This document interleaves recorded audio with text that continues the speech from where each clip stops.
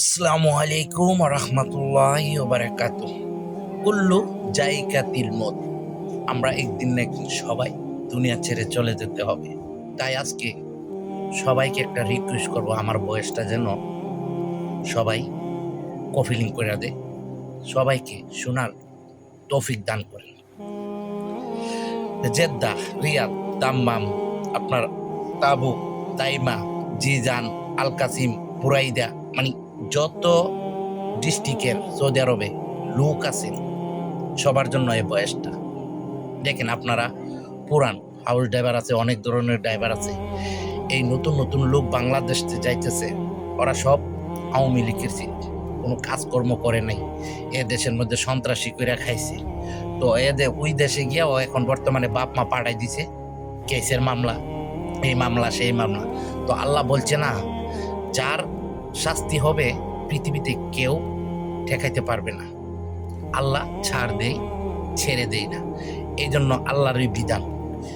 এখন গত 28 তারিখে 20 জনের হয়েছে, গতকালকে 30 তারিখে হবে 10 জনের।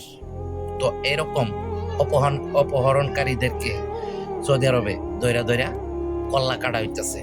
তো এই জন্য বলি, আপনারা যারা পুরান লোক আছেন সৌদি আরবে সবাই সতর্ক থাকবেন। ইনশাল্লাহ আল্লাহ আছে, আল্লাহর উপরে ভরসা রাখেন, আপনাদের কেউ কিছু করতে পারবে না। আর বাংলাদেশে যারা জুলুম করে গেছে, এখন এই জুলুমগুলা আল্লাহ তো দেখছে, এই জন্যই এই ঘুরাইয়া ফিরাইয়া গিয়া ওই ধরনের কাজ হবে। এই জন্য আল্লাহকে বই করতে হবে, আল্লাহকে বই করতে হবে। এই জন্যই আমি তোমাদেরকে একটা কথা বলি, যারা খারাপ কাজ করছে ওরা কখনো কারোর কাছে ছাড় পাবে না। এই জন্য মিনতি করতেছি, সৌদি আরবের যত পুরান ভাই ব্রাদার আছো, তোমরা কিছুদিন সতর্ক থাকো, তারপরে সব ঠিক হয়ে যাবে ইনশাল্লাহ। সৌদি আরবের যে রাজা, ও অনেকটা পদক্ষেপ নিছে, যদি অপহরণকারী বা খারাপ লাইনে চলাফেরা করে ওদেরকে এখন কেল্লা কাটা হবে, আগে কেল্লা কাটতো না। তো আমরা যে সময় ছিলাম ওই টাইমে কোনো কেল্লা কাটাকাটি করতো না, ঠিক আছে? আর এরকম বা জুলুম করছেও না।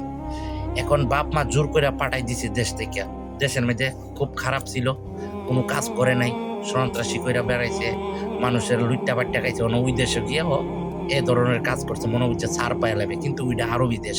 এই জন্য বলতেছি তোমাদেরকে, প্লিজ প্লিজ 1-2টা মাস তোমরা একটু নিজেকে সতর্ক রাখো ভাই, পুরান লোক যারা আছো। তো আশা করি আমার এই বয়সটা সবাইকে কফি লিঙ্ক শেয়ার করে দিবা, সৌদি আরবের যত ভাই ব্রাদার আছে শোনার জন্য। ওকে, তো সালাম আলাইকুম।